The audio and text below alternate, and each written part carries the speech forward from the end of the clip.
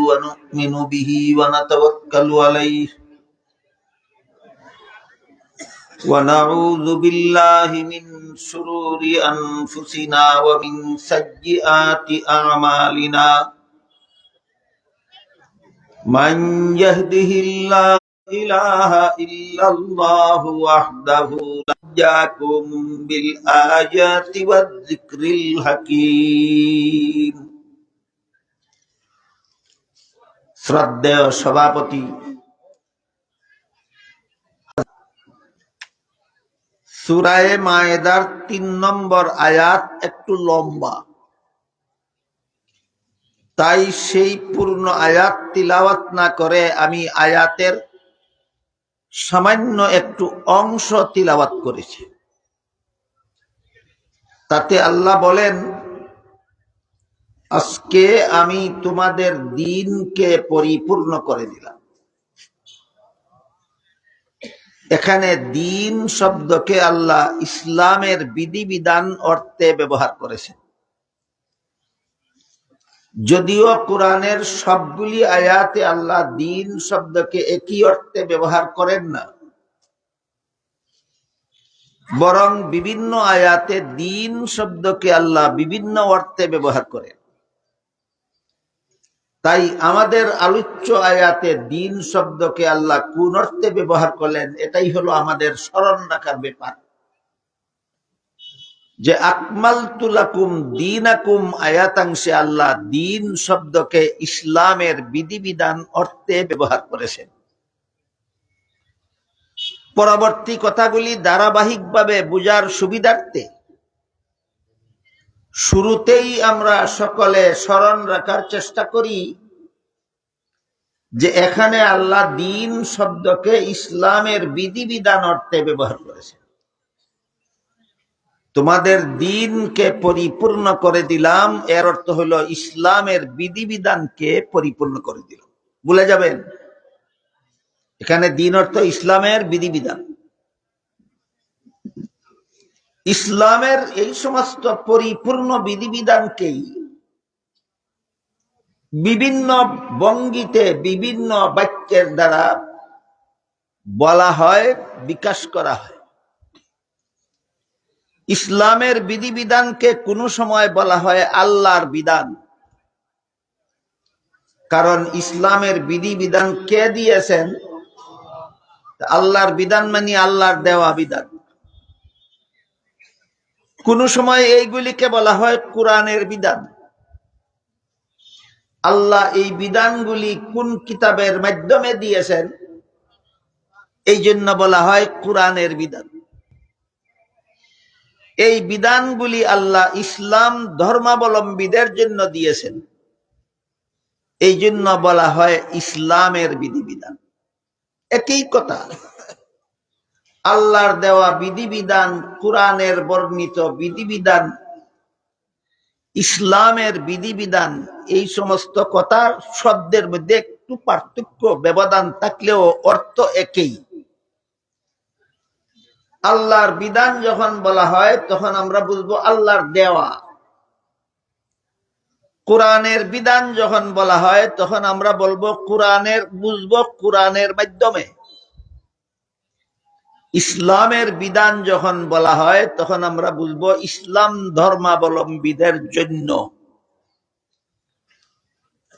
এবার বলেন তো, আল্লাহর বিধান, কোরআনের বিধান, ইসলামের বিধান ভিন্ন ভিন্ন না একই বিধিবিধান? একই বিধিবিধান। এই সমস্ত বিধিবিধান যারা বিশ্বাস করেন, যারা স্বীকার করেন যে আমি আল্লাহর যাবতীয় বিধিবিধান মেনে নিলাম, আমি কোরআনের যাবতীয় বিধিবিধান মেনে নিলাম, আমি ইসলামের যাবতীয় বিধিবিধান মেনে নিলাম, তারাই আল্লাহর কাছে মুমিন, মুসলমান বলে গণ্য হয়। বুঝে থাকলে বলেন, আল্লাহর বিধানগুলি, ইসলামের বিধানগুলি না মান্যা মুসলমান হয় না মান্যা মুসলমান হয়? এই কথাগুলি কিন্তু মনে রাখতে হবে। ইসলামের কতগুলি কলেমা আছে, এর মধ্যে প্রথম কলেমা হলো কলেমায়ে তয়্যিবা। আশা করি সবাই জানেন, এই জন্য আমি সবটা বলবো না। ইসলামের আরেকটা কলেমা আছে, এটার নাম কলেমায়ে শাহাদাত। আশা করি এটাও আপনারা জানেন, তাই এটা আর বলবো না। আরেকটা কলেমার নাম আছে ইমানে মুজমাল। ইমানে মুজমাল কথার অর্থ হইল ইমানের সংক্ষিপ্ত বিবরণ। ইমানে মুজমাল কথার অর্থ ইমানের সংক্ষিপ্ত বিবরণ। এই কলেমার শেষ কথাটা হইল কাবিলতু জামিআ আহকামিহি। আল্লাহর যাবতীয় বিধিবিধান মেনে নিয়ে আমি মুসলমান হইলাম। বুঝে থাকলে বলেন তো, আল্লাহর কি পরিমাণ বিধিবিধান মান্যা মুসলমান হয়েছেন আপনারা?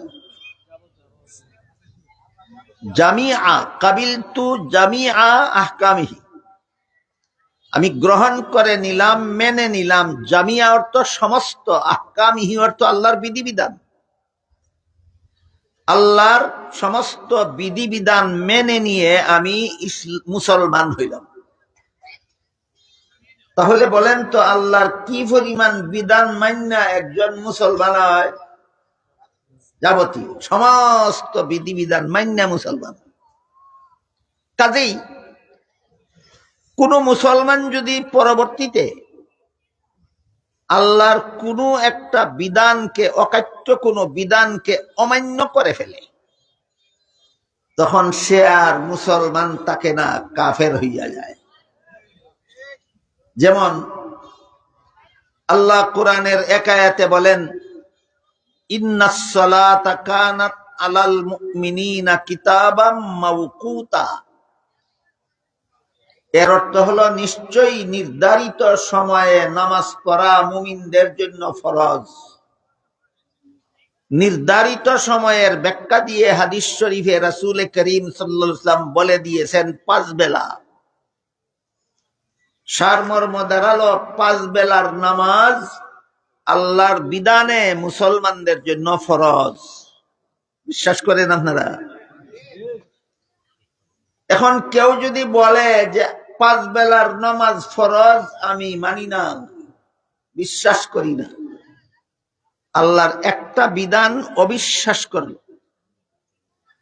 আর ইমান থাকবে না, কাফির হয়ে যাবে। আল্লাহর আরেকটা বিধান হলো, আল্লাহ বলেন, শাহরু রমাদান আল্লাযী উনজিলা ফীহিল কুরআন হুদাল লিন-নাসি ওয়া বায়্যিনাতিম মিনাল হুদা ওয়াল ফুরকান ফামান শাহিদা মিনকুমুশ শাহরা ফালইয়াসুমহু। আয়াতের মর্ম হলো রমজান মাসে রোজা রাখা ফরজ। এটাও আল্লাহর একটা বিধান। কেউ যদি বলে রমজান মাসে রোজা রাখা ফরজ, আমি মানি না, তাইলে সে আর মুসলমান থাকবে না, কাফির হয়ে যাবে। উদাহরণ বুঝে থাকলে বলুন, আল্লাহর কোন বিধান অমান্য করলে মুসলমান থাকে না, কাফির হয়ে যায়, কাফির হয়ে যায়। 5 বেলার নামাজ ফরজ, এটা আল্লাহর একটা বিধান, যে মানবে না সে কাফির হয়ে যায়। রমজান মাসে রোজা রাখা ফরজ, এটা আল্লাহর একটা বিধান, যে মানবে না কাফের হয়ে যায়। এটা হলো এক কথা। আর একটা কথা হইল মানে কিন্তু পালন করে না। এরকম আসেনি? ফরজ মানে, 5 বেলার নামাজ ফরজ মানে পড়ে না। রমজানে রোজা রাখা ফরজ মানে রাখে না, কাফের হবে। বলেন, নামাজ না পড়লে কাফির হবে না নামাজ ফরজ বিশ্বাস না করলে কাফির হবে? এই পার্থক্যটা যেন আমরা ভুলে না যাই। আল্লাহর বিধান অবিশ্বাস করলে কাফির হয়, বিশ্বাস করার পরে যদি পালন করতে গিয়া লঙ্ঘন করে, এই লঙ্ঘনের দ্বারা কাফির হয় না, কিন্তু গুনাহগার হয়, পাপিষ্ট হয়, শাস্তির, জাহান্নামের শাস্তির যোগ্য হয়। 5 বেলার নামাজ ফরজ বিশ্বাস করে, পড়ে না, এমন মুসলমান আসেনি বাংলাদেশ? এরা কাফির না গুনাহগার? এরা জাহান্নামের শাস্তির যোগ্য। রমজান মাসে রোজা রাখা ফরজ বিশ্বাস করে, কিন্তু রাখে না। রমজানের দিনের বেলায় পর্দা লটকানো হোটেলে লুকাইয়া খায়। বলেন এরা কাফির না গুনাহগার? কাফির না কেন? মানে কিন্তু পালন করে না। এই না মানা আর পালন না করার বেশকমটা কি বুঝলেন আপনারা? আল্লাহর সমস্ত বিধান যারা সঠিক বলে মানে বিশ্বাস করে এরা মুমিন মুসলমান, আর কোন বিধান অবিশ্বাস করলেই কাফির হইয়া যায়, মানি না কইলেই কাফির হইয়া যায়। কিন্তু মানার পরে যদি পালন করে না তাহলে কাফের হয় না, গুনাহগার হয়। মানার পরে যদি পালন করে না তাইলে কি হয়? গুনাহগার হয়। তো আল্লাহ পাক রব্বুল আলামিন বলেন, আকমালতু লাকুম দীনাকুম, তোমাদের জন্য ইসলামের বিধিবিধান আমি আল্লাহ পরিপূর্ণ করে দিলাম। এই পরিপূর্ণ বিধিবিধানকেই কোন সময় আল্লাহর বিধান বলা হয়, কোন সময় কোরআনের বিধান বলা হয়, কোন সময় ইসলামের বিধান বলা হয়, কোন সময় শরিয়া আইন বলা হয়। কি বলা হয়? একই কথা। শরিয়া আইনের কথার যেই অর্থ, ইসলামের বিধান কথার সেই অর্থ, কোরআনের বিধান কথার সেই অর্থ, আল্লাহর বিধান কথার সেই অর্থ। আমাদের দেশে যারা যারা রাজনীতি করেন তাদের অনেকেরই দাবি যে আমরা ইসলামী রাজনীতি করি না। তাদের কথা ভিন্ন। আবার বেশ কয়েকটা রাজনৈতিক দল বাংলাদেশে আছে যারা দাবি করে ইসলামী রাজনীতি করে। ইসলামী রাজনীতির দাবি যারা করেন আমার মনে হয় তারা সবাই কোরআনের আইন, শরিয়া আইন, ইসলামের বিধিবিধান বিশ্বাস করেন। বিশ্বাস না করলে ইসলামী রাজনীতি করো কেন? আল্লাহর বিধান বিশ্বাস না করলে ইসলাম পাইব কই আর ইসলামী রাজনীতি পাইব কই? ইসলামের এইভাবে যারা ইসলামের বিধিবিধানে বিশ্বাসী হয়ে যে কয়েকটা দল বাংলাদেশে রাজনীতি করে, এদের কোন কোন দলকে, কোন কোন দলের নেতা কর্মীকে যারা ইসলামী রাজনীতি করে না তাদের নেতারা অথবা অনেক অমুসলমানরা মাঝে মধ্যে জিজ্ঞাসা করে যে আপনারা যারা ইসলামী রাজনীতি করেন, আপনারা তো গদিতে গেলে ইসলামী আইনে দেশ শাসন করবেন, তখন হিন্দুদের কি উপায় হবে? আপনারা তো গদিতে গেলে কোরআনের আইনে দেশ শাসন করবেন, তখন বৌদ্ধদের কি উপায় হবে? ইহুদিদের কি উপায় হবে? খ্রিস্টানদের কি উপায় হবে? কারণ এরা যেহেতু ইসলামী শিক্ষায় শিক্ষিত নয়, ইসলামের বিধিবিধান এরা জানে না, এই জন্য এই প্রশ্ন করে সমাজে একটা আতঙ্ক ছড়াইয়া দেয় যে ইসলামী রাজনীতি যারা করে এরা গদিতে গেলে হিন্দুদের উপায় নাই। এরকম একটা আতঙ্ক ছড়াইয়া দেয়। যারা ইসলামী রাজনীতি করে এরা যদি পাশ করে আর সরকার গঠন করে তাইলে অমুসলিমদের উপায় নাই। এটা জাহালতের ফসল, এটা মূর্খতার ফসল ছাড়া আর কিছু নয়। বরং দেশের সমস্ত অমুসলমানদের যাবতীয় ধর্মীয় অধিকার এবং যাবতীয় জাগতিক অধিকার একমাত্র ইসলামের বিধিবিধান সংরক্ষণ করে, আর কোন ধর্মেও এই বিধিবিধান সংরক্ষণ করে না। যারা ইসলামী রাজনীতি করেন তারা গদিতে গেলে হিন্দুদের পূজা করতে দিবেন না, না পূজার নিশ্চয়তা দিবেন? তাহলে ইসলামী আইনের দেশ শাসন হইলে হিন্দুদের ক্ষতিটা কি? আমি কি বুঝাইতে পারতেছি বিষয়টা আপনাদেরকে? ইসলামী আইনের দেশ শাসন হইলে হিন্দুরা লাভবান হবে, ক্ষতিগ্রস্ত নয়। বৌদ্ধরা লাভবান হবে, ক্ষতিগ্রস্ত নয়। ইহুদিরা লাভবান হবে, ক্ষতিগ্রস্ত নয়। খ্রিস্টানেরা লাভবান হবে, ক্ষতিগ্রস্ত নয়। কিন্তু স্বীকার করতে হবে আমরা মুসলমান না। হিন্দুরা স্বীকার করে আমরা মুসলমান না, বৌদ্ধরা স্বীকার করে আমরা মুসলমান না, ইহুদিরা খ্রিস্টানেরা স্বীকার করে আমরা মুসলমান না। ঠিক আছে, ইসলামী আইনে দেশ শাসন হইলে তোমাদের ধর্ম পালনের পূর্ণ স্বাধীনতা ইসলামী আইনে সংরক্ষিত। তোমাদের পূজা ধর্মীয় অনুষ্ঠানের নিরাপত্তা দিবে ইসলামী সরকার। তাদের ধর্মীয় অনুষ্ঠানের নিরাপত্তা দিবে কোন সরকার? ইসলামী সরকার। কিন্তু কেউ যদি মুসলমান না হইয়া মুসলমান হওয়ার দাবি করে, এইটা বাটপারি ছাড়া আর কিছু নয়।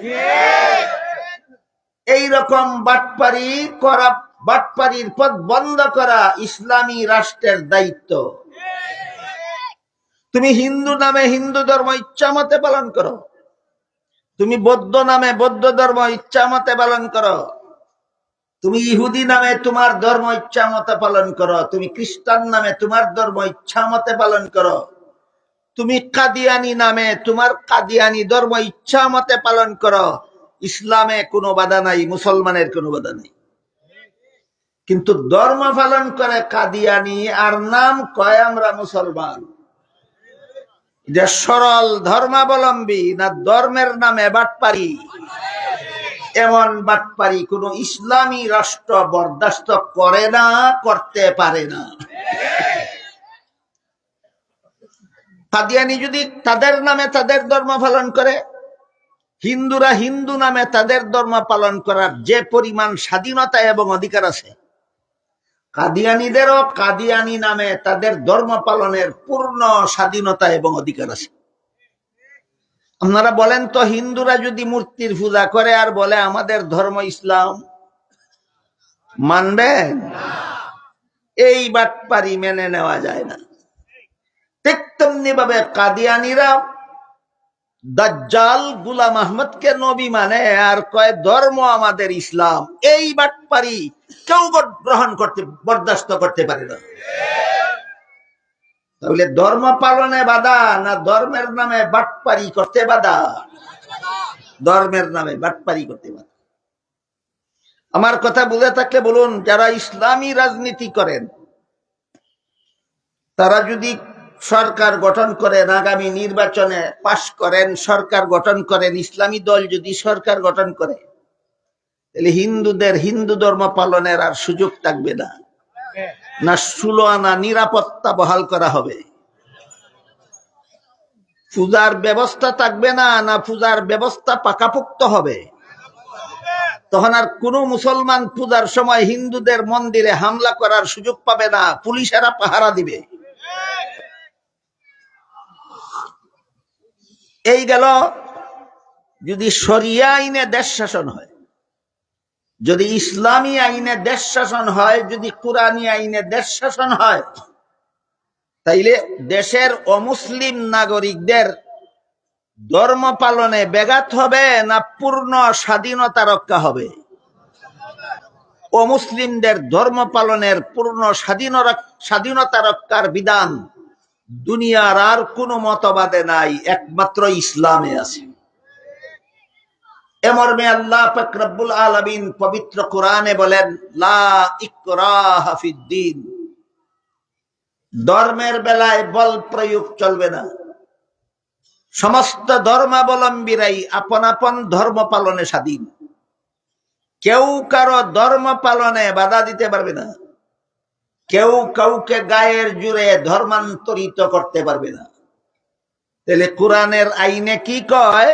কোরআনের আইনে দেশ শাসন হইলে কোন অমুসলিম ধর্ম পালন করতে পারবে না, না কোন মুসলমান তাদের ধর্ম পালনে বাধা দিতে পারবে না। তাহলে ইসলামী আইনে দেশ শাসন হইলে হিন্দুদের ক্ষতিটা কি লাভ? এই কথাটা আলোচনা হওয়া দরকার। শয়তানি চক্রান্ত চলছে সমাজে, কানাঘোষা শুরু হয়ে গেছে। যারা ইসলামী রাষ্ট্র প্রতিষ্ঠা করার কথা বলে, এরা যদি নির্বাচনে পাশ করে, তাহলে হিন্দুরা তো আর তাদের ধর্মটা পালন করতে পারবে। বলেন, এই গুঞ্জন, এই গুজব বাস্তব না অবান্তর? এটা বাস্তব না, এটা অবান্তর। হাদিস শরীফে রাসূল করিম সাল্লাল্লাহু আলাইহি ওয়াসাল্লাম বলেন, দিমাউহুম কাদিমাইকুম ওয়া আমওয়ালুহুম কাআমওয়ালিকুম। হে মুসলমানেরা, তোমাদের দেশে বসবাসকারী অমুসলমানদের তেমনি প্রাণের নিরাপত্তা থাকবে যেমন ভাবে মুসলমান নাগরিকদের প্রাণের নিরাপত্তা থাকবে। মুসলমানদের দেশে যে সমস্ত অমুসলমান বসবাস করে তাদের সম্পদের নিরাপত্তা তেমনি ভাবে দিতে হবে যেমন ভাবে মুসলমান নাগরিকদের সম্পদের নিরাপত্তা দিতে হবে। তাহলে ইসলামী আইনে যে দেশ শাসন হয় সেই দেশের মুসলমানের প্রাণ আর অমুসলমানের প্রাণের নিরাপত্তা ব্যবস্থা করা সরকারের দায়িত্ব হয়। যে দেশ ইসলামী আইনে শাসন হয় ওই দেশের মুসলমানের সম্পদ এবং অমুসলমানের সম্পদ এর নিরাপত্তার ব্যবস্থা করা ইসলামী সরকারের দায়িত্ব হয়। বুঝা থাকলে বলুন, তাহলে ইসলামী আইনের দেশ শাসন হইলে হিন্দুদের সম্পদ লুণ্ঠিত হবে না নিরাপদে থাকবে? ইসলামী আইনের দেশ শাসন হলে হিন্দুদের প্রাণের নিরাপত্তা থাকবে না না সম্পূর্ণ নিরাপত্তা দেওয়া হবে? তাহলে ইসলামী আইনের দেশ শাসন হইলে হিন্দুদের অসুবিধা না সুবিধা? এই ইত্রামিটা শুরু হয়েছে সমাজে, গুঞ্জন শুরু হয়ে গেছে যে ইসলামী আইনে যদি দেশ শাসন হয় হিন্দুদের উপায় নাই, বৌদ্ধদের উপায় নাই, ইহুদিদের উপায় নাই, খ্রিস্টানদের উপায় নাই। এগুলি ইত্রামি ছাড়া আর কিছু নয়। আরে হাদিসে রাসূল করিম সাল্লাল্লাহু আলাইহি ওয়াসাল্লাম বলেন, আল খিনজিরু লাহুম কাশাতি লানা। মুসলমান খাসি ছাগলের গোশত খেতে যেমন কোন অমুসলমানের বাধা দেওয়ার অধিকার নাই, কোন অমুসলমান শূকরের গোশত খেলেও তাতে কোনো মুসলমানের বাধা দেওয়ার অধিকার নাই। তাহলে ইসলামী আইনে দেশ শাসন হইলে যারা শুয়োরের গোশত খায় এরা আর খাইতে পারবে না, না রাসূল বলেছেন বাধা দেওয়ার অধিকার নাই? তাহলে যারা যারা গুঞ্জন উঠাইছ ইসলামী আইনে দেশ শাসন হইলে অমুসলিমদের উপায় নাই, বেটা বুঝে শুনে উঠাইছস না ইত্রামি করস? রাসূল করিম সাল্লাল্লাহু আলাইহি ওয়াসাল্লাম বলেন, মুসলমান যদি সিরকা খায়, সিরকা চিনেন তো, ভিনেগার চিনেন কিনা? মুসলমান যদি সিরকা খায়, এই সিরকা খাওয়াতে যেমন কারো বাধা দেওয়ার অধিকার নাই, ও মুসলমানে যদি মদ খায় তার মদ খাওয়াতেও কোনো মুসলমানের বাধা দেওয়ার অধিকার নাই। ইসলামী আইনে দেশ শাসন হইলে ও মুসলিমদের এই সমস্ত ক্ষতি হবে না এই সমস্ত উপকার হবে? এই উপকারগুলি ইসলামী আইন ছাড়া দুনিয়ার আর কোনো আইনে নাই। বুঝে থাকতে বলুন, ইসলামী আইন শুধু মুসলমানের জন্য না সমস্ত ধর্মাবলম্বীদের জন্য? ইসলামী আইন যেমন ভাবে মুসলমানের ধর্মীয় স্বাধীনতা রক্ষা করে তেমনি ভাবে ইসলামী আইন সমস্ত অমুসলমানদের ধর্মীয় স্বাধীনতা রক্ষা করে।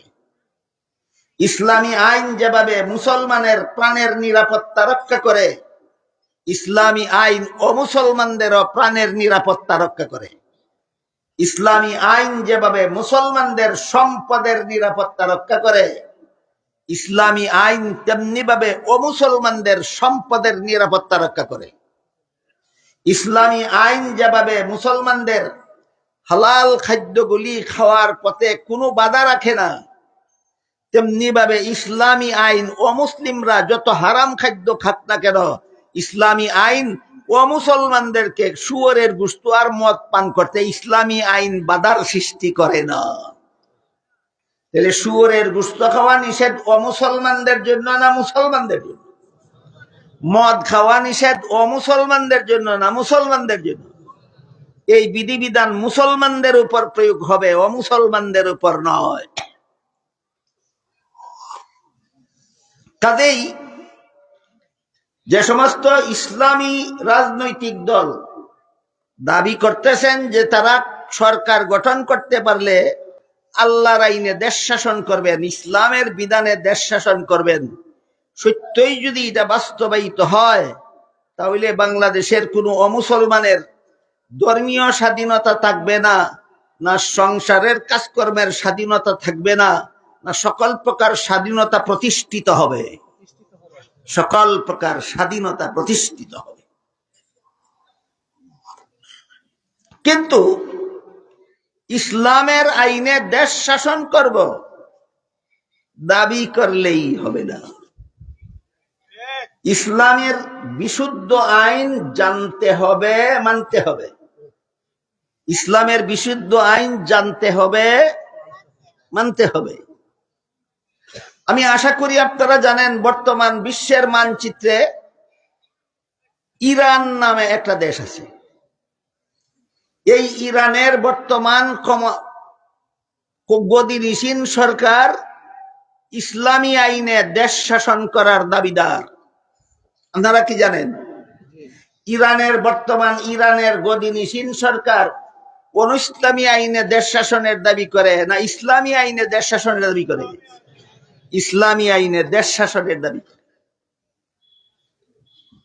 এটা বিশুদ্ধ ইসলামী আইন নয়, ইসলামী আইনের নামে মন গড়া মতবাদ। বলুন, বর্তমান ইরানে সত্যই বিশুদ্ধ ইসলামী আইনে দেশ শাসন হয়, না ইসলামী আইনের নামে মন গড়া মতবাদ? এবার শুনুন মন গড়া মতবাদের ব্যাখ্যা। বর্তমান ইরানের গদিনিসীন সরকার, সরকারি দল এবং তার সমস্ত সমর্থকরা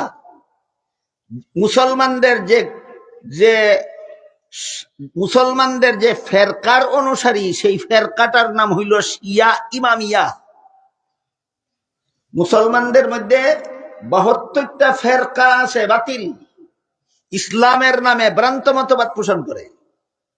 এর মধ্যে একটা বাতিল দলের নাম শিয়া, আর শিয়াদের একটা শাখার নাম ইমামিয়া। এই শিয়া ইমামিয়ারা বর্তমানে ইসলামী আইনে দেশ শাসনের নামে ইরানের গদিতে বসা। বলুন, এদের পরিচয় কোন দল? শিয়া ইমামিয়া। এরা কোন আইনে দেশ শাসনের দাবিদার? ইসলামী আইনে দেশ শাসনের দাবিদার। কিন্তু এদের শাসন বিশুদ্ধ ইসলামী আইন নয়, ইসলামী আইনের নামে মন গড়া ভ্রান্ত মতবাদ। এবার শুনুন এদের ভ্রান্ত মতবাদটা কি। এদের মতবাদ হলো, বর্তমান দুনিয়ার মুসলমানদের কাছে যে 30 পারা কোরআন আছে, এটা অরিজিনাল কোরআন নয়। আল্লাহ মুহাম্মদুর রাসূলুল্লাহর কাছে 40 পারা কোরআন নাজিল করেছিলেন। রাসূলের প্রথম 2 খলিফা দুটোটা মুনাফিক। এই ইরানের গদিনিসীন সরকারের দলের আকীদা। রাসূলের প্রথম খলিফা আবু বকর 1 নম্বর মুনাফিক, রাসূলের দ্বিতীয় খলিফা উমর 2 নম্বর মুনাফিক। এই 2টা মুনাফিকে রাসূলের প্রতিষ্ঠিত রাষ্ট্রীয় গদিটা নিজেদের দখলে রাখার জন্য 40 পারা কোরআনের 10 পারা বিলুপ্ত করে দিয়েছে। তাই বর্তমান দুনিয়ার মুসলমানদের হাতে বিদ্যমান 30 পারা কোরআন, এটা অরিজিনাল কোরআন না, এটা বিকৃত কোরআন। সুতরাং এরা সত্যই ইসলামী আইনে ইরান শাসন করে, না মন গড়া আইনে? এদের এই মতবাদটা কতটুকু জঘন্য, এটা বোঝার জন্য আমি আপনাদেরকে আরেকটা কথা বলি। আল্লাহ পাক রব্বুল আলামিন পবিত্র কোরআনের আয়াতে বলেন, ইন্না নাহনু নাযালনা যিকরা ওয়া ইন্না লাহাফিজুন। এই কোরআন আমি আল্লাহ নিজ দায়িত্বে নাজিল করি এবং আমি আল্লাহ নিজ দায়িত্বে কিয়ামত পর্যন্ত এই কোরআনকে অবিকৃত রাখব। আল্লাহ বলেন কোরআন কিয়ামত পর্যন্ত অবিকৃত থাকবে। ইরানের গদিনিসীন শিয়ারা বলে বিকৃত হয়ে গেছে। কোরআনের পক্ষে কথা বলে না কোরআনের বিরুদ্ধে? কোরআনের বিরুদ্ধে কথা বলার মতবাদ ইসলামী বিধান, না ইসলামের নামে মন গড়া বিধান? কাজেই যারা ইসলামী আইনে দেশ শাসনের দাবি করে, সর্বপ্রথম এদের যাচাই করে দেখতে হবে তোর ইমান আকিদা শুদ্ধ আছে কিনা আগে দেখা দরকার। কি শুদ্ধ আছে কিনা আগে দেখা দরকার।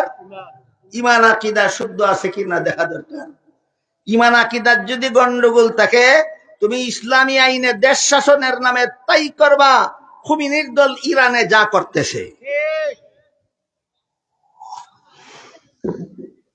বুঝা থাকলে এবার বলুন, আমার দল ইসলামী আইনে দেশ শাসন করব, আমরা শরিয়া আইনে দেশ শাসন করব, আমরা আল্লাহর বিধান মতে দেশ শাসন করব দাবি করলেই হয়, না ইমান আকিদা সহি হওয়ার দরকার।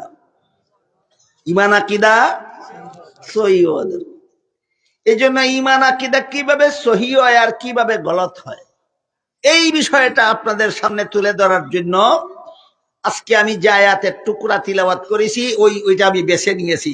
এর তাফসীরের মাধ্যমে যেন আমরা বুঝে যেতে পারি যে মুসলমানের ঈমান আকীদা শুদ্ধ হয় কোন সময়, আর মুসলমানের ঈমান আকীদা ভ্রান্ত সাব্যস্ত হয় কোন সময়। আমি আশা করি আপনারা অবশ্যই জেনে থাকবেন, ইমাম আহমদ বিন হাম্বল রহমতুল্লাহি আলাইহি চার মাযহাবের চার ইমামের এক ইমাম। হাম্বলি মাযহাবের প্রতিষ্ঠাতা ইমাম হলেন ইমাম আহমদ বিন হাম্বল রহমতুল্লাহ। তার আমলে, ইমাম আহমদ বিন হাম্বলের আমলে গদিনিসীন সরকার প্রধান ছিল বাদশাহ মামুনুর রশিদ। বাদশাহ মামুনুর রশিদ আল্লাহর আইনে দেশ শাসন করার নামে গদিতে বসা ছিল। কার আইনে দেশ শাসন করার দাবি করত? আল্লাহর আইনে দেশ শাসন করার নামে গদিতে বসা ছিল। কিন্তু ইসলামের বিশুদ্ধ মতবাদ হলো, কুরআন নবরচিত নয়, আল্লাহর অনাদি কালাম। যা আহলে সুন্নাত ওয়াল জামাতের একটা গুরুত্বপূর্ণ বিষয়। আহলে সুন্নাত ওয়াল জামাতের গুরুত্বপূর্ণ আকীদা সমূহের মধ্যে একটা আকীদা হলো কুরআন নবরচিত নয়, কুরআন আল্লাহর অনাদি কালাম। বিষয়টা সহজ নয়। আমি যদি তর্জমা করি, ব্যাখ্যা করি আর আপনাদেরকে বোঝাতে হয়, তো শুধু এই বিষয়টা বোঝাতে আমার 1 ঘন্টা সময় লাগবে। এত লম্বা সময় আলোচনা করলে আমারও স্বাস্থ্যে মানাবে না, আপনাদেরও ধৈর্যে মানাবে না।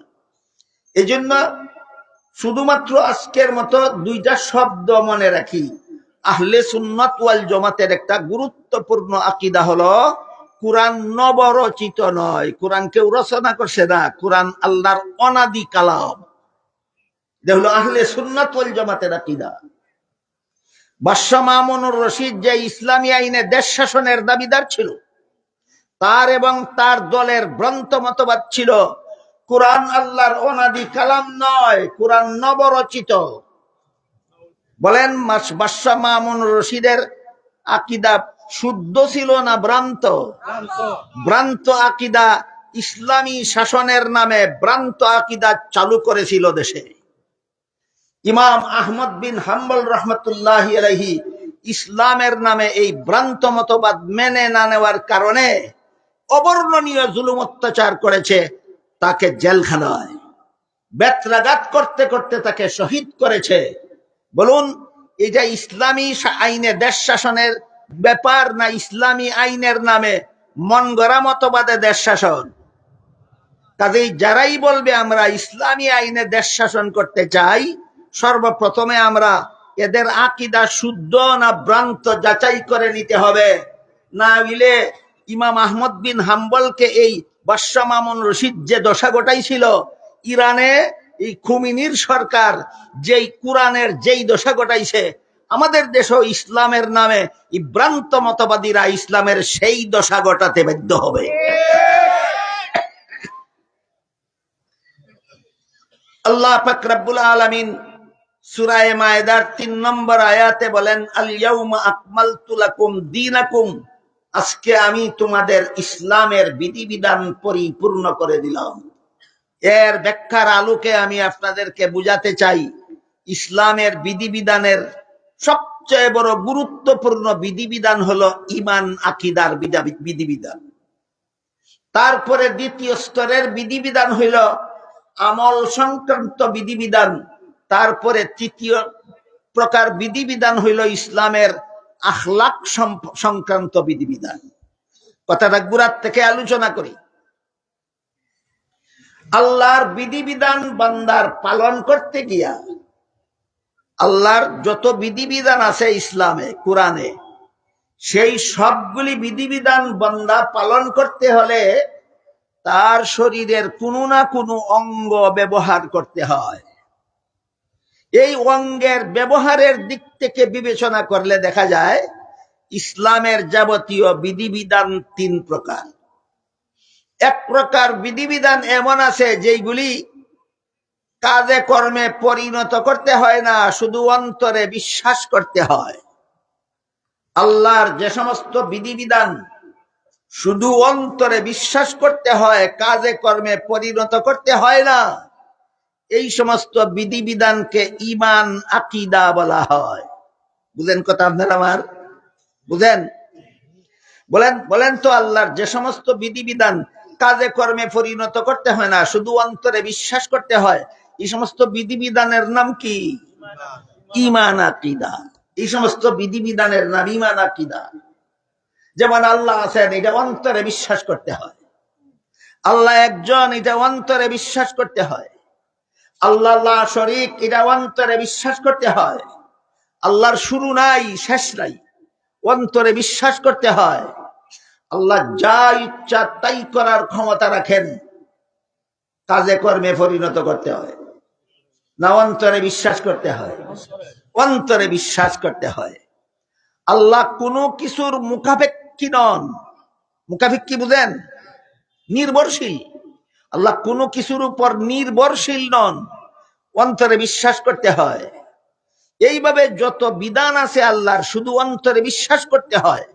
এই সমস্ত বিধানের নাম ঈমান আকীদা। এই সমস্ত বিধানের নাম এক শব্দে ঈমানও বলা হয়, কোন সময় আকীদাও বলা হয়। আল্লাহর প্রদত্ত বিশ্বাস্য বিধিবিধানের নাম ঈমান আকীদা। আমার কথা বুঝে থাকলে বলুন তো, এই সমস্ত বিষয় মুসলমানদের বুঝা জানা এবং মনে রাখা কি দরকার? দরকার। আল্লাহ মানুষ জাতির হেদায়েতের জন্য অসংখ্য নবী রাসূল পাঠিয়েছেন, এটা অন্তরে বিশ্বাস করতে হয়। তাদের মধ্যে প্রথম নবী ছিলেন হযরত আদম আলাইহিস সালাম, অন্তরে বিশ্বাস করতে হয়। সর্বশেষ নবী ছিলেন মুহাম্মদুর রাসূলুল্লাহ সাল্লাল্লাহু আলাইহি ওয়াসাল্লাম, অন্তরে বিশ্বাস করতে হয়। সমস্ত নবী রাসূলগণ আজীবন বেগুনাহ, অন্তরে বিশ্বাস করতে হয়। এবার বুঝে থাকলে বলেন, আল্লাহ মানুষের হেদায়েতের জন্য নবী পাঠাইছেন। নবীগণের প্রথম নবী আদম, শেষ নবী মুহাম্মদ সাল্লাল্লাহু আলাইহি ওয়াসাল্লাম, সমস্ত নবী রাসূলগণ আজীবন বেগুনাহ হয়ে থাকেন। এগুলি শরীরের অঙ্গ প্রত্যঙ্গের দ্বারা পালনীয় বিষয় না অন্তরের দ্বারা বিশ্বাস করার বিষয়? এবার বলুন, আল্লাহর যেসব বিধান অন্তরের দ্বারা বিশ্বাস করতে হয়, এই বিধানগুলির নাম কি? ঈমান আকীদা।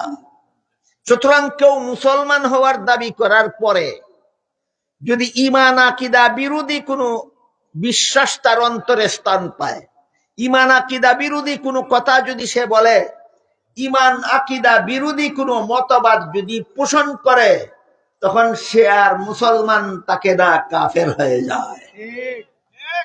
কোন মুসলমান কেমন মতবাদের দ্বারা কাফির হয়?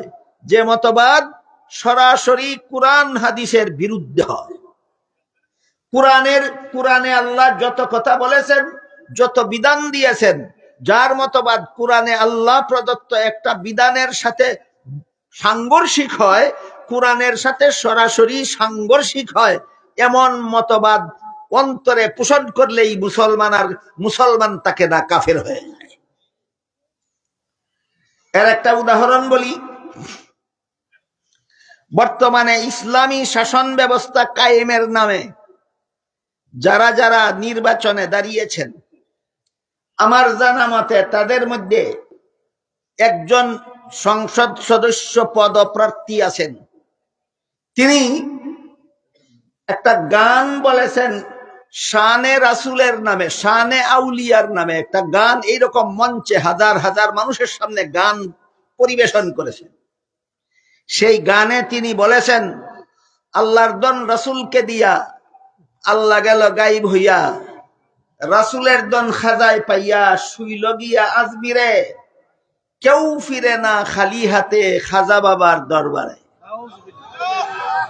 তার এই মতবাদ আল্লাহর বিধানের অনুকূলে না প্রতিকূল? যার মতবাদ কোরআনের প্রতিকূল সে মুসলমান নয়, কাফের। সে যদি বলে আমাকে ভোট দিন, ইসলামী আইনে দেশ শাসন করব, দুকাবাজ দুকাবাজ দুকাবাজ ছাড়া আর কিছু নয়। তার গানটা কুফুরি, গানটা। এই গানের মধ্যে কি পরিমাণ কুফুরি আছে আমি সারা রাতেও বলে শেষ করতে পারবো না। এই গানের কয়েকটা কুফুরি মতবাদের কথা আপনাদেরকে।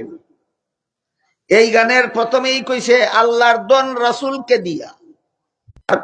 সংসদ নির্বাচনে সংসদ সদস্য পদ প্রার্থী হইয়া প্রচারণায় নামছে, আমাকে ভোট দিন, ইসলামী আইনে দেশ শাসন করব। গুরার দিন চিনছস ইসলামী আইন কারে করব, আমাকে ভোট দিন বলে দিলেই হবে না? আয়াতের প্রথম অংশে আল্লাহ বলেন আসমান জমিনের সমস্ত দন আমার মালিকানায় রয়ে গেলে বুঝবো এই গায়কের ভাবে সমস্ত জগৎ জুড়ে উপস্থিত। আল্লাহ গুণগত ভাবে সমস্ত জগৎ জুড়ে উপস্থিত, আগেও, তখনও, এখনো, অতীতেও, বর্তমানেও, ভবিষ্যতেও। আল্লাহ গুণগত ভাবে সমস্ত জগৎ। শুধু একটা আয়াত আপনাদের শুনাই। আল্লাহ জগতের কোথাও অনুপস্থিত, তাইলে তো আস্তে দোয়া করলেও আল্লাহ শুনবেন। আর আল্লাহ যদি অনেক দূরে থাকেন তাহলে তো আমরা চিৎকার দিয়া দোয়া করতে হবে যেন আল্লাহ শুনতে পারে। জগতের সব কিছু সৃষ্টি করার আগে আসমান, জমিন, চন্দ্র, সূর্য, গ্রহ, নক্ষত্র, মানব, দানব, জিন, ফিরিস্তা, পাহাড়, পর্বত, নদী, নালা, কীট পতঙ্গ সৃষ্টি করার আগে আল্লাহ ছিলেন কিনা? যখন কোন স্থান ছিল না তখনও আল্লাহ ছিলেন কিনা? বুঝা শুনে কইবেন, যখন কোন স্থানই ছিল না তখন আল্লাহ ছিলেন কোন স্থানে না স্থান ছাড়া? এটা একমাত্র আল্লাহর বৈশিষ্ট্য। আল্লাহ ছাড়া এইভাবে আর কেউ থাকতে পারে না। আল্লাহ ছাড়া এইভাবে আর কেউ থাকতে পারে না। আল্লাহ ছাড়া জগতে যা কিছু আছে থাকার জন্য একটা জায়গার দরকার হয়, থাকার জন্য একটা জায়গার দরকার হয়। জগতের মধ্যে সমস্ত সৃষ্ট জগতের মধ্যে শ্রেষ্ঠ মর্যাদার অধিকারী হলেন মুহাম্মাদুর রাসূলুল্লাহ সাল্লাল্লাহু আলাইহি ওয়াসাল্লাম। আমি বিগত বৎসরগুলিতে আপনাদেরকে একাধিকবার বলেছি যে মুহাম্মাদুর রাসূলুল্লাহ সাল্লাল্লাহু আলাইহি ওয়াসাল্লামকে আল্লাহ সৃষ্টির শ্রেষ্ঠ মর্যাদা দান করেছেন। কতটুকু মর্যাদা? সৃষ্টির শ্রেষ্ঠ। আল্লাহর সৃষ্ট জগতের মধ্যে মুহাম্মাদুর রাসূলুল্লাহর সমান মর্যাদা আল্লাহর কাউকে দান করেন। এবার বলুন, তিনি এক সময় মা আমেনার গর্ভে ছিলেন কিনা? গর্ভটা তখন তার টাকার স্থান ছিল কিনা? ভূমিষ্ঠ হয়ে মক্কা নগরীতে এসেছিলেন 53 বছর বয়সে। তার বসবাসের স্থান ছিল মক্কায়। 53 বছর বয়সে হিজরত করে মদিনা শরীফ গেলেন, তখন তার টাকার স্থান সাব্যস্ত হলো মদিনায়। 63 বছর বয়সে দুনিয়ার থেকে বিদায় হওয়ার পর তাকে দাফন করা হয়েছে রওজা শরীফের ভিতরে। এখন তার টাকার স্থান হলো রওজা শরীফের ভিতরে। কিয়ামতের দিন সেখান থেকে বের হয়ে হাসরের মাঠে যাবেন, এটা হবে তার স্থান। হাউজে কাউসারের পাশে যাবেন, সেটা হবে তার স্থান। পুল সিরাতে যাবেন, সেটা হবে তার স্থান। সর্বোচ্চ জান্নাতে চিরকাল অবস্থান করবেন, এটা তার স্থান। বলেন, সৃষ্টির শ্রেষ্ঠ মহামানব স্থান ছাড়া থাকেন না স্থানে থাকেন? তাইলে স্থান ছাড়া থাকার গুণ একমাত্র আল্লাহর। এই কথাটা কি বুঝাতে পারলাম? স্থান ছাড়া থাকার গুণ একমাত্র আল্লাহর। কাজেই গুণ, আল্লাহকে যে হাজির নাজির বলা হয়, জগতের সকল স্থানে আছেন বলা হয়, এটা হলো গুণগত ভাবে। আর সত্তাগত ভাবে আল্লাহ জগৎ সৃষ্টির আগে যেভাবে স্থান ছাড়া থাকতেন, এখনো স্থান ছাড়া থাকেন চিরকাল স্থান ছাড়াই থাকবেন। এই কথাটা বুঝাইতে গিয়া ইমাম আবু হানিফা রহমতুল্লাহি আলাইহি বলেন, আল আনা কামা কানা, জগৎ সৃষ্টির আগে যেভাবে আল্লাহ থাকার জন্য কোনো স্থানের দরকার হইতো না, জগৎ সৃষ্টির পরেও আল্লাহ থাকার জন্য, আল্লাহ সত্তাগত ভাবে থাকার জন্য কোনো স্থানের দরকার হয় না। তাইলে সত্তাগত ভাবে আল্লাহ আগেও কোন স্থানে থাকতেন না, এখনো কোন স্থানে থাকেন না, ভবিষ্যতেও কোন স্থানে থাকবেন না। তাইলে আল্লাহ গায়েব হইয়া কবে রসুল রে আল্লাহর দন দিয়া রসুল গায়েব হইয়া গেল কো? এই আর একটা কুফুরি, এটা আর একটা কুফুরি। রসুলদের দেওয়ার পরের থেকেই আল্লাহ স্থান ছাড়া থাকেন না, না আগের থেকেই স্থান ছাড়া থাকেন না? আগের থেকেই স্থান ছাড়া থাকেন। এটা তোর কুফুর, তার তোর গানের আর একটা কুফুরি। এরপরে কয় রসুলের দন খাজায় পাইয়া শুইল গিয়া আজমিরে। রসুলের দন খাজায় পাইয়া শুইল গিয়া আজমিরে, কেউ ফিরে না খালি হাতে খাজা বাবার দরবারে। খাজা মঈনুদ্দিন চিশতি রহমতুল্লাহি আলাইহির মাজার ভারতের আজমিরে।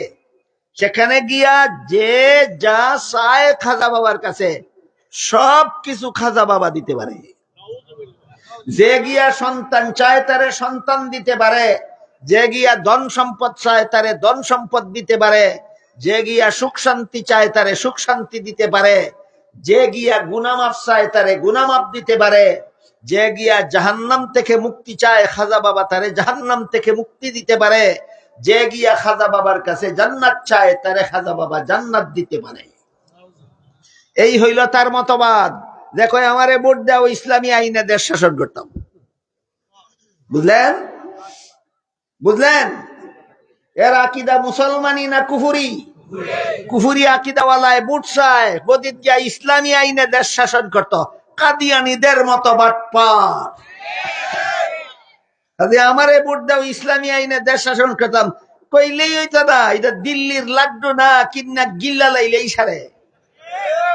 এটা একটু যাচাই বাছাই করে দেখুন লাগবো, মিষ্টি লাড্ডুটা বানাইছ কি দিয়া হেই মারবো। আমার কথা বুঝে থাকতে বলো, ইসলামী আইনের দেশ শাসন করতাম করলেই চলে না? তার ইমান আকিদা ঠিক আছে নি আগে?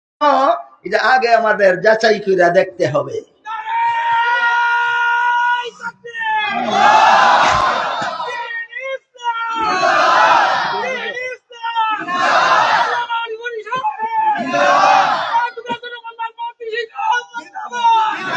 দাবি কইরা এমন ভ্রান্ত মতবাদ প্রচার করে যেই মতবাদ সরাসরি কোরআন হাদিসের সাথে সাংঘর্ষিক।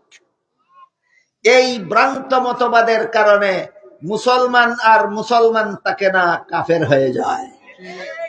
এটা আমাদের জানতে হবে, স্মরণ রাখতে হবে। কোন মুসলমানের ভ্রান্ত মতবাদ এর কারণে কাফির কোন সময় হয়?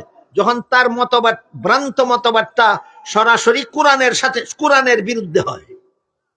বলেন কোন মুসলমানের ভ্রান্ত মতবাদ এর দ্বারা কোন সময় কুফরি হয়? যখন তার মতবাদটা সরাসরি কোরআনের বিরুদ্ধে যায়, সরাসরি কোরআনের বিরুদ্ধে যায়। যেমন একটা উদাহরণ বলি শুনেন। পবিত্র কোরআনের সূরা আহজাবের 40 নম্বর আয়াতে আল্লাহ আমাদের নবীকে একটা বৈশিষ্ট্যপূর্ণ উপাধি দিয়েছেন, সেটা হলো খাতামুন নবিয়্যিন। এটা কোরআনের ভাষায় আমাদের নবীর উপাধিতে আপনারা স্মরণ রাখুন, খাতামুন নবিয়্যিন। হাদিস শরীফে রাসূল করিম সাল্লাল্লাহু আলাইহি ওয়াসাল্লাম বলেন, লা তাকুমুস সাআতু হাত্তা ইউবআসা দাজ্জালুনা কাযযাবুনা কুল্লুহুম ইয়াজউমু আন্নাহু নাবিয়্যুন ওয়া আনা খাতামুন নবিয়্যিন লা নাবিয়্যা বাদি। আমার পরবর্তী কেউ নবী হওয়ার দাবি করলে সে হবে মিথ্যাবাদী দাজ্জাল। কারণ বর্ণনা করে রাসূল বলেন তার দাবি কোরআনের সূরা আহজাবের 40 নম্বর আয়াতের সরাসরি বিরোধী। এবার বলেন গোলাম আহমদ কাদিয়ানী নবী হওয়ার দাবি করেছে কিনা? তার দাবি কোরআনের কোন সূরার কত নম্বর আয়াতের বিরুদ্ধে? সূরা আহজাবের 40 নম্বর আয়াতের বিরুদ্ধে। সুতরাং মুসলমান হওয়ার কোন দাবিদার যদি এমন ভ্রান্ত মতবাদ পোষণ করে যে ভ্রান্ত মতবাদ ডাইরেক্ট কোরআন বিরোধী হয়, এমন মতবাদের দ্বারা সে আর মুসলমান থাকে না, কাফের হয়ে যায়। গোলাম আহমদ কাদিয়ানি নিজেকে মুসলমান দাবি করত, আপনারা বলেন কাফের। হে নিজেরা নিজে কাফির কইত না আপনারা কাফির কো? দলিল, তোর মতবাদ সূরা আহজাবের 40 নম্বর আয়াতের বিরুদ্ধে যায়। যার মতবাদ কোরআনের বিরুদ্ধে যায়, 1000 বার নিজেকে মুসলমান দাবি করলেও মুসলমান তাকে না, কাফের হইয়া যায়। তাইলে একজন মুসলমান কতটুকু ভ্রান্ত মতবাদ পোষণ করলে কাফির হয়, যে ভ্রান্ত মতবাদ ডাইরেক্ট কোরআন বিরোধী হয়। এটা কিন্তু অত্যন্ত জরুরি একটা কথা, জীবন ভর আপনাদের মনে রাখার মতো। একজন মুসলমানের কোন ধরনের ভ্রান্ত মতবাদ পোষণের কারণে কাফির হয়? যখন তার ভ্রান্ত মতবাদটা সরাসরি কোরআন বিরোধী হয়। বুঝতে পারলেন? আরেক রকমের ভ্রান্ত মতবাদ আছে, এই মতবাদের অনুসারী মুসলমান সরাসরি কাফিরও হয় না, নির্বেজাল মুসলমানও থাকে না। এটা বড় বেজাল।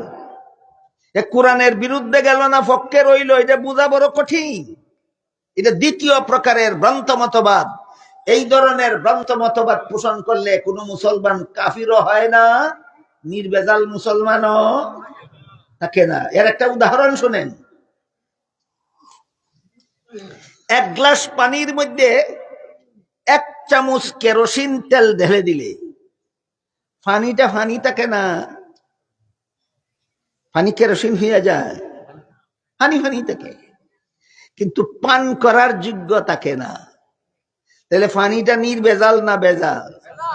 যেমন ভাবে 1 চামচ কেরোসিনের কারণে 1 গ্লাস পানি নির্বেজাল রইল না, বেজাল হইয়া গেল, ঠিক তেমনি ভাবে একটা ভ্রান্ত মতবাদের কারণে মুসলমানের ইমানটার নির্বেজাল থাকে না, ভেজাল হইয়া গেল। এইরকম ভেজাল ইমানের অধিকারী মুসলমানদের সংখ্যা হাদিস শরীফে আল্লাহ রাসূল বলেন 72টা হবে। সিনতানে ওয়া সাবউনা ফিন নার ওয়া ওয়াহিদাতুন ফিল জান্নাহ। 72 দল মুসলমান জাহান্নামী হবে। শুধু সরাসরি কোরআন বিরোধী আকীদা নয়, বরং সরাসরি কোরআনের বিরুদ্ধেও যায় না, কিন্তু সে নির্বেজালও থাকে না। এই কারণে 72 দল মুসলমান জাহান্নামী হবে। এইবার আমাদের বোঝার ব্যাপার, কোন ধরনের ভ্রান্ত মতবাদের কারণে কাফিরও হয় না, নির্বেজাল মুসলমানও থাকে না। সেটা হইল কোরআনের অপব্যাখ্যামূলক মতবাদ। কোরআন মানি না, না কোরআন মানে, কিন্তু সহি ব্যাখ্যা মতো কোরআন মানে না, ভ্রান্ত ব্যাখ্যা মতো কোরআন মানে। এবার বলেন, যেই ব্যক্তি সরাসরি কোরআন মানে না তার মতবাদ কুফরি। যে ব্যক্তি সরাসরি কোরআন না মানার অভিযোগ নাই, কিন্তু কোরআন মানে কোন ব্যাখ্যা মতো, সহি ব্যাখ্যা মতো না ভ্রান্ত ব্যাখ্যা মতো? ভ্রান্ত ব্যাখ্যা মতো যে কোরআন মানে, সে কোরআন মানার কারণে কাফির না, আর ভ্রান্ত ব্যাখ্যার কারণে সে জান্নাতি মুসলমান নয়, রাসূল বলেছেন জাহান্নামী মুসলমান। বাকি কথা বলার আগে আমি আপনাদের কাছে একটা কথা জানতে চাই, আপনারা কাফির হতে চান না জাহান্নামী মুসলমান হতে চান? এটা আগে ঠিক হোক, নাহলে এর পরের কথা কইয়া লাভ নাই। আপনারা কাফির হতে চান না জাহান্নামী মুসলমান হতে চান? তাহলে যে মতবাদ কোরআন বিরোধী হয় এমন মতবাদ থেকেও সাবধান থাকতে হবে, আর যে মতবাদ কোরআনের অপব্যাখ্যার ভিত্তিতে হয় এমন ভ্রান্ত মতবাদ থেকেও মুসলমানের সতর্ক থাকতে হবে। তবেই তুমি আশা করা যায় গদিতে গেলে সত্যিকারের ইসলামী হুকুমত কায়েম করবা।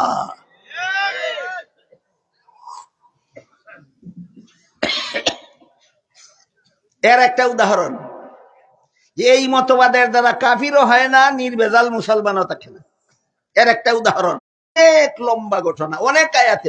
পৃথিবীতে পাঠাবার আগে কিছুদিনের জন্য জান্নাতে অবস্থান করতে দিয়েছিলেন।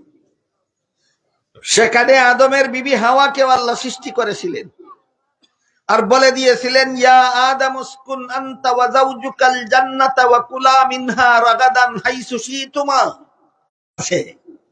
এই কথার 2টা ব্যাখ্যা আছে, একটা সহি ব্যাখ্যা, একটা ভ্রান্ত ব্যাখ্যা। ভ্রান্ত ব্যাখ্যাটা আগে শোনাই। ভ্রান্ত ব্যাখ্যাটা হইল, আল্লাহর আদেশ নিষেধ লঙ্ঘন করার নাম ওই গুনাহ। ভ্রান্ত ব্যাখ্যা, এই ভ্রান্ত ব্যাখ্যা মুসলমান সমাজে আমদানি হইল কোত্থেকে?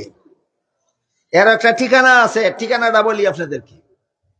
বাংলাদেশের খ্রিস্টানেরা আপনাদেরকে খ্রিস্টান বানাবার জন্য যে সমস্ত বই পুস্তক বাংলা ভাষায় লিখেছে, এর মধ্যে একটা বইয়ের নাম আছে কোরআনের আলোকে বেহেশতে যাওয়ার পথ। এই বইয়ে খ্রিস্টানেরা লিখেছে প্রথম নবী আদম ছিল প্রথম গুনাহগার। কি ছিল আদমের গুনাহ? পরিষ্কার ভাষায় খ্রিস্টানেরা লিখেছে জান্নাতে নিষিদ্ধ গাছের ফল খাওয়া ছিল আদমের গুনাহ। সুতরাং জান্নাতে নিষিদ্ধ গাছের ফল খাওয়া ছিল আদমের গুনাহ। এটা মুসলমানি ব্যাখ্যা না খ্রিস্টানি ব্যাখ্যা? খ্রিস্টানি ব্যাখ্যা বিশুদ্ধ ব্যাখ্যা নয়, ভ্রান্ত ব্যাখ্যা।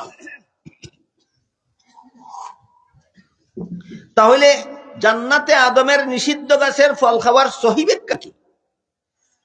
অনেকগুলি সহি ব্যাখ্যা আহলে সুন্নাত ওয়াল জামাতের উলামায়ে কেরাম বহু তাফসীরের কিতাবাদিতে উল্লেখ করেছেন। আমি আগেই বিগত বৎসরগুলিতে আপনাদেরকে বারবার বলেছি, আহলে সুন্নাত ওয়াল জামাত চাপাবাজির নাম নয়। নবীর সুন্নত এবং সাহাবায়ে কেরামের জামাতকে আদর্শ মাপকাঠি মানার নাম। যারা নবীর সুন্নতকে মাপকাঠি মানে না, বেদাতি কর্মকাণ্ডে লিপ্ত। যারা সাহাবায়ে কেরামের জামাতকে সত্যের মাপকাঠি মানে না, সমালোচনায় লিপ্ত, এরা আহলে সুন্নাত ওয়াল জামাত নয়। এরা যদি নিজেদেরকে আহলে সুন্নাত ওয়াল জামাত দাবি করে, এরা যদি নিজেদেরকে সুন্নি দাবি করে, এরা খাঁটি সুন্নি নয়, ভণ্ড সুন্নি। কতগুলি ভণ্ড আছে, ভণ্ডগুলিদেরকে চিনে রাখা দরকার। যে খুদা না হইয়াও খুদা হওয়ার দাবি করে সে ভণ্ড খুদা। যে নবী না হইয়াও নবী হওয়ার দাবি করে সে ভণ্ড নবী। যে পীর না হইয়াও পীর দাবি করে সে ভণ্ড পীর। যে সুন্নি না হইয়াও সুন্নি দাবি করে সে ভণ্ড সুন্নি। আমার কথা বুঝলেন কিনা আমি একটু পরীক্ষা করব। একটা ভণ্ড খুদার নাম বলেন তো? দাজ্জাল। দাজ্জাল একটা ভণ্ড খুদা। একটা ভণ্ড নবীর নাম বলেন তো? মির্জা গুলাম আহমদ কাদিয়ানি ভণ্ড নবী। একটা ভণ্ড পীরের নাম বলেন তো? ঠিকানা ব্রাহ্মণবাড়িয়া অন লাগবো। হ্যাঁ, যেমন দেওয়ানবাগি ভণ্ড পীর, ভণ্ড পীর। আর যাদের মাথার থেকে পা পর্যন্ত সমস্ত কাজকর্মই বেদাত, এরা যদি কয় সুন্নি, এরাই ভণ্ড সুন্নি। কাজে আমি যখন আহলে সুন্নাত ওয়াল জামাত বলি তখন আপনারা যেন ভণ্ড সুন্নি না বুঝেন। আহলে সুন্নাত ওয়াল জামাত হইলেন তারা যারা আকীদা বিশ্বাস, ঈমান আকীদা সহি না গলত যাচাইয়ের জন্য নবীর সুন্নতকে আদর্শ মাপকাঠি মানে, সাহাবায়ে কেরামের জামাতকে যারা আদর্শ মাপকাঠি মানে, তারা সত্যিকারের আহলে সুন্নাত ওয়াল জামাত। আহলে সুন্নাত ওয়াল জামাতের মুফাসসিরিনে কেরাম যত তাফসীরের কিতাব লিখেছেন, সবগুলি তাফসীরের কিতাবে জান্নাতে আদমের নিষিদ্ধ গাছের ফল খাওয়ার সহি বেশ কতগুলি সহি ব্যাখ্যা উল্লেখ করেছেন। আমি আপনাদেরকে এক দুইটা সহি ব্যাখ্যা শোনাই।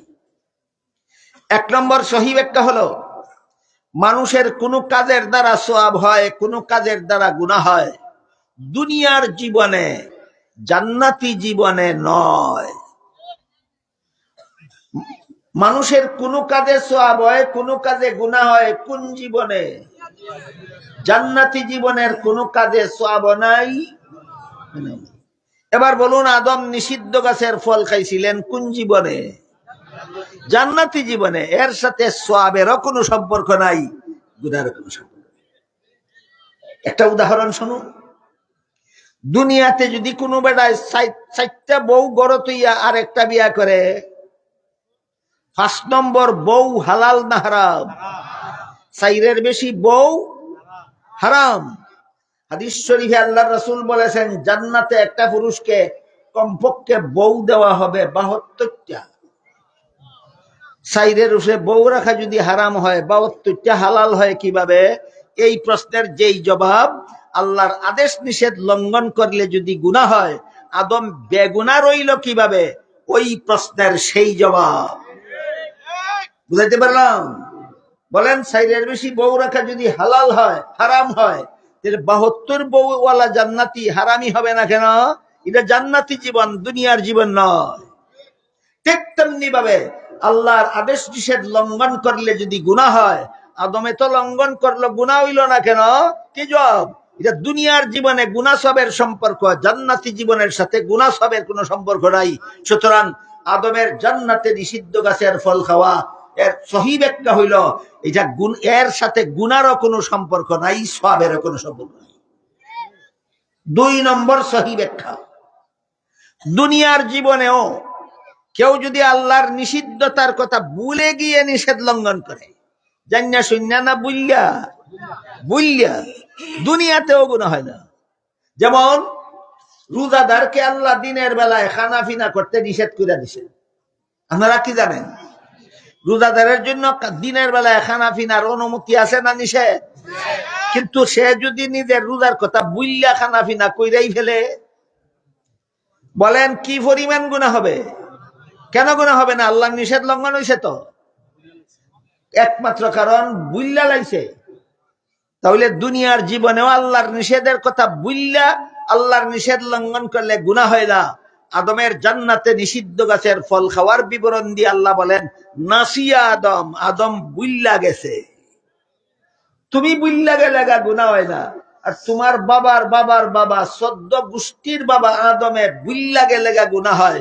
তুই বেটা নবী চিনছস কই আর কোরআন শিখছস কই? এই হলো জান্নাতে আদমের নিষিদ্ধ গাছের ফল খাওয়ার সহি ব্যাখ্যা।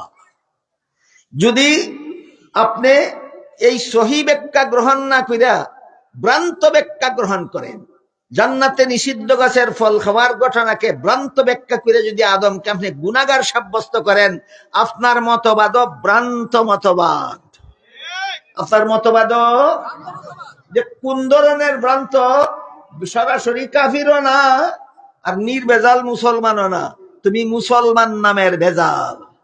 যে বেটা নিজেই মুসলমান নামের ভেজাল, এ বলে গদিত গেলে নির্ভেজাল ইসলামী আইনে দেশ শাসন করব, বিশ্বাস করা যায়? ফাজলামির আর জায়গা নাই। বুঝতে পারলেন?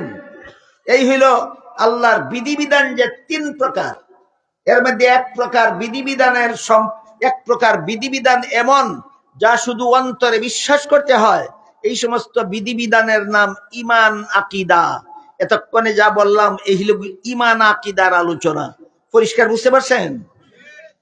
আল্লাহর দেওয়া দ্বিতীয় প্রকার বিধিবিধান, ইসলামের দ্বিতীয় প্রকার বিধিবিধান, এইগুলি শুধু অন্তরে বিশ্বাস করলে চলে না, শরীরের বাহ্যিক অঙ্গ প্রত্যঙ্গের দ্বারা পালন করতে হয়। যেমন ওযুর 4 ফরজ বিশ্বাস করলে উযু হয় না, আত্মুখ ধুইতে হয়। নামাজের 13 ফরজ বিশ্বাস করলে নামাজ হয় না, রুকু সিজদা করতে হয়। রমজান মাসে রোজা ফরজ বিশ্বাস করলে রোজা হয় না, সেহরি ইফতার খাইতে হয়, দিনের বেলায় খানা ফিনার থেকে বিরত থাকতে হয়। বুঝা থাকলে বলেন, ওযু, গোসল, নামাজ, রোজা, ইবাদত, বন্দেগী এইগুলি বিশ্বাস্য না শরীরের অঙ্গের দ্বারা পালনীয়? আল্লাহর যে সমস্ত বিধিবিধান শরীরের অঙ্গ প্রত্যঙ্গের দ্বারা পালনীয়, এইগুলির নাম ঈমান আকীদা না, এইগুলির নাম আমল। প্রথম প্রকার বিধানের নাম ঈমান, দ্বিতীয় প্রকার বিধানের নাম আমল। এবার বলেন, উযু ঈমান না আমল? গোসল ঈমান না আমল? নামাজ ঈমান না আমল? রোজা ঈমান না আমল? কোরআন তেলাওয়াত ঈমান না আমল? হজ ঈমান না আমল? যাকাত ঈমান না আমল? তাসবিহ, ওয়াজিফা, জিকির, আজকার, দোয়া, দুরুদ এইগুলি ঈমান না আমল? আমল। এই আমল আল্লাহর কাছে গ্রহণযোগ্য হয় 3 শর্তে। এগুলি জানার দরকার নেই না? সব মুসলমানের দরকার। আমল আল্লাহর কাছে গ্রহণযোগ্য হয় কত শর্তে? 3 শর্তে। 3 শর্তের একটা শর্ত যদি পাওয়া না যায়, আমল আল্লাহর কাছে গ্রহণযোগ্য নয়। নামাজ, রোজা, ইবাদত, বন্দেগীর নাম আমল। আল্লাহর এই সমস্ত বিধান শরীরের অঙ্গ প্রত্যঙ্গের দ্বারা পালন করতে হয়। এই আমলগুলি আল্লাহর কাছে গ্রহণযোগ্য হবে না যদি সাথে 3টা শর্ত থাকে না। যদি সাথে 3 শর্ত থাকে না। প্রথম শর্ত হইল আমলওয়ালার ঈমান ঠিক থাকতে হবে। ওই ঈমানের আলোচনা যে হইল, বলেন ঈমান নষ্ট হয়ে গেলে আমল গ্রহণযোগ্য না ঈমান ঠিক থাকলে আমল গ্রহণযোগ্য? ঈমান নষ্ট হয়ে গেলে আমল গ্রহণযোগ্য নয়, ঈমান ঠিক থাকলে আমল গ্রহণযোগ্য। 2 নম্বর শর্ত হইল আমলটা সহি নিয়তে করলে গ্রহণযোগ্য, গলত নিয়তে আমল গ্রহণযোগ্য নয়। সহি নিয়তের মর্ম হলো আমি একমাত্র আল্লাহকে খুশি করার জন্য আমল করি, কোনো মানুষ খুশি হইলেও আমার কোনো লাভ নাই, না হইলেও আমার কোনো ক্ষতি নাই, এই নিয়তের নাম সহি নিয়ত। আমল গ্রহণযোগ্য হওয়ার জন্য 2 নম্বর শর্ত হইল আমল সহি নিয়তে করতে হবে। 3 নম্বর শর্ত হইল আমলটা নবীর তরিকা মতে করতে হবে। ইমান সহি নিয়ত নবীর তরিকা, ইমান সহি নিয়ত নবীর তরিকা, 3 শর্তে আমল আল্লাহর কাছে গ্রহণযোগ্য। এখন যদি আমরা 3 শর্ত জানি না অথবা জানি কিন্তু মানি না, আমল করতে করতে মরলে কি কাম হইব? একটা উদাহরণ দেই। তাফসীরে কুরতুবী শরীফে উল্লেখ আছে, শয়তান আল্লাহর ইবাদত বন্দেগী, ওই আমল যেটা দেখো ইবাদত বন্দেগী, শয়তান আল্লাহর ইবাদত বন্দেগী করেছিল ৮০,০০০ বছর। এটা একটা মনে রাখার মতো কথা। শয়তান আল্লাহর ইবাদত বন্দেগী করছিল কতদিন? ৮০,০০০ বছর। তারপরে একদিন আল্লাহ যখন বললেন আল্লাহকে সেজদা দিয়া সম্মান করো, শয়তান কয় হুকুমটা যুক্তি সম্মত নয়, আল্লাহর বিধানের পক্ষে কথা কইল না, বিরুদ্ধে। সাথে সাথে কাফের হইয়া গেল। ৮০,০০০ বছরের আমল ইবাদত বন্দেগী ক্যান্সেল হইয়া গেল, ডিলেট হইয়া গেল। বলেন ইবাদত বন্দেগী করছিল না অল্প দিন না ৮০,০০০ বছর? ক্যান্সেল হইল কেন? ইমান, ইমান শেষ আমল শেষ, ইমান শেষ আমল শেষ। তাই এই দ্বিতীয় প্রকার বিধিবিধান যা শরীরের অঙ্গ প্রত্যঙ্গের দ্বারা পালন করা হয়, এগুলি আল্লাহর কাছে গ্রহণযোগ্য হওয়ার 1 নম্বর শর্ত হইল ইমান ঠিক থাকতে হবে, 2 নম্বর শর্ত হইল সহি নিয়তে করতে হবে, 3 নম্বর শর্ত হইল নবীর তরিকা মতে করতে হবে। গেল দ্বিতীয় প্রকার বিধান আল্লাহর। এই দ্বিতীয় প্রকার বিধানের নাম আমল, দ্বিতীয় প্রকার বিধানের নাম আমল। প্রথম প্রকার বিধানের নাম কি? ইমান। দ্বিতীয় প্রকার বিধানের নাম আমল। আরেক প্রকার বিধান আছে আল্লাহ, শুধু অন্তরে বিশ্বাস করলেও চলে না, শরীরের বাহ্যিক অঙ্গ প্রত্যঙ্গের দ্বারা পালন করা যায় না, বরং বিশ্বাসও করতে হয় অন্তরের দ্বারা, পালনও করতে হয় অন্তরের দ্বারা। আপনারা যদি মনে করেন আলোচনাটা ভাল লাগতেছে না, কি কঠিন মনে হইতেছে, বুঝে আসতেছে না, তাইলে আমি শেষ করে দিব। তৃতীয় প্রকার আমল শুধু বিশ্বাস করলেও চলে না, শরীরের অঙ্গর দ্বারা পালন করলেও চলে না, বরং বিশ্বাসও করতে হয় অন্তরের দ্বারা, পালনও করতে হয় অন্তরের দ্বারা, পালন করতে হয়। এর উদাহরণ আল্লাহ পাক রব্বুল আলামিন বলেন, কাদ আফলাহাল মুমিনুন আল্লাযীনা হুম ফি সালাতিহিম খাশিউন। ওই সমস্ত মুমিনগণ সফল যারা নিজেদের নামাজে আল্লাহর ধ্যানে মগ্ন থাকে। তাহলে আমি আমার নামাজে আল্লাহর ধ্যানে মগ্ন থাকবো, এটা আল্লাহর বিধান কিনা? কোন অঙ্গ দিয়া পালন করবেন? অন্তর দিয়া। বুঝলেন কিনা? আল্লাহর এমন কিছু বিধান আছে যেগুলি অন্তর দিয়া পালন করতে হয়। এই সমস্ত বিধানের নাম আখলাক। এই সমস্ত বিধানের নাম আখলাক। যে সমস্ত বিধান শুধু বিশ্বাস করতে হয় এগুলির নাম ঈমান। যে সমস্ত বিধান শরীরের অঙ্গ প্রত্যঙ্গের দ্বারা পালন করতে হয় এগুলির নাম আমল। যে সমস্ত বিধান বিশ্বাসও করতে হয় অন্তরের দ্বারা, পালনও করতে হয় অন্তরের দ্বারা, এসব বিধানের নাম আখলাক। আল্লাহ বলছেন, আল ইয়াউমা আকমালতু লাকুম দীনাকুম, তোমাদের ইসলামের বিধিবিধান পরিপূর্ণ করে দিলাম। অর্থাৎ ইমানের বিধিবিধান পরিপূর্ণ, আমলের বিধিবিধান পরিপূর্ণ, আখলাকের বিধিবিধান পরিপূর্ণ। এই 3 প্রকার বিধানের উল্লেখ করে আল্লাহ পাক রব্বুল আলামিন বলেন, ইসলামের যাবতীয় বিধিবিধান আমি আল্লাহ তোমাদের জন্য পরিপূর্ণ করে দিলাম। এত লম্বা ব্যাখ্যা আপনার দৃষ্টিতে লম্বা মনে হইতে পারে, কিন্তু আমার কাছে লাগে আয়াতের টুকরার তাফসীরের 100 ভাগের 1 ভাগ হইছে না, 99 ভাগ রইছে না, আর টাইম নাই। এখন এতক্ষণের কথা যারা শূন্য মনে মনে ভাবতে পারেন যে এত লম্বা তফসির এক টুকরা আয়াতের আমরা এত লম্বা কথা স্মরণ রাখবো কিভাবে, এই প্রশ্নের জবাবে সংক্ষেপে একটা কথা বলি। আল্লাহ যে বলছেন ইসলামের যাবতীয় বিধিবিধান পরিপূর্ণ করে দিলাম, এর যত বিস্তারিত ব্যাখ্যা বিশ্লেষণ আছে সবগুলির সারমর্ম একটা কথা, সবগুলির সারমর্ম একটা কথা, সেটা হইল ইসলামের বিধিবিধান সর্বযুগের সর্বলোকের সব সমস্যার সমাধান। এই কথাটা হইল এই আয়াতের সমস্ত তাফসীরের সারমর্ম।